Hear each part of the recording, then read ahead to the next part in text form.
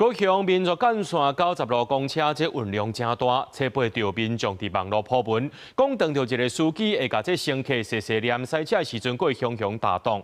若駕駛本人是甲伊回講，迄天就做18點鐘，也攏無休困，這款的工時引起大家關注啊。客運業者是解釋講，駕駛當工中是有休困5點鐘，毋是所講的遐爾長。若這部分呢，市政府也要介入調查。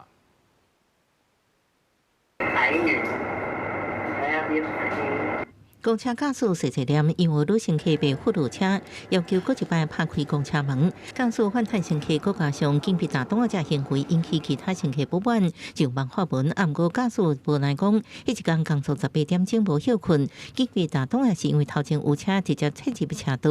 那是制度出問題了吧？公司應該要負責調整吧。這是高雄的民族幹線90路公車駕駛年資3個月，客運業者表示，若查證駕駛違規行為，會照工作規則來處理。因為共款引起關注是，超長工時業者解釋，接放時間一車數較大，影響班次調度，每個月輪調3擺中替白班。中隊的休息時間，再加上他行駛的這個時間，也差不多，確實是有這個駕駛長那邊的18個小時，但是按照公司的規定。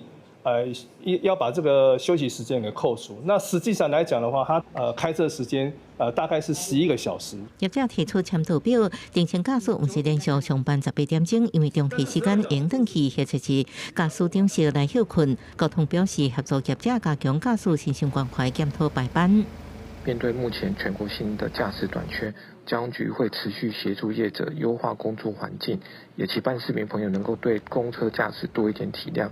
那後續也會協助業者檢討排班制度，以確保服務品質與行車安全。公車駕駛面對客訴，塞車萬分鐘壓力，讓駕駛出現全國攏欠人。即馬還有超長工時的記錄，勞工局表示會主動介入了解，若發現違反路基法，每日正常加延長工時免超過12點鐘，若無應依法罰業者2萬到100萬。記者綜合報道。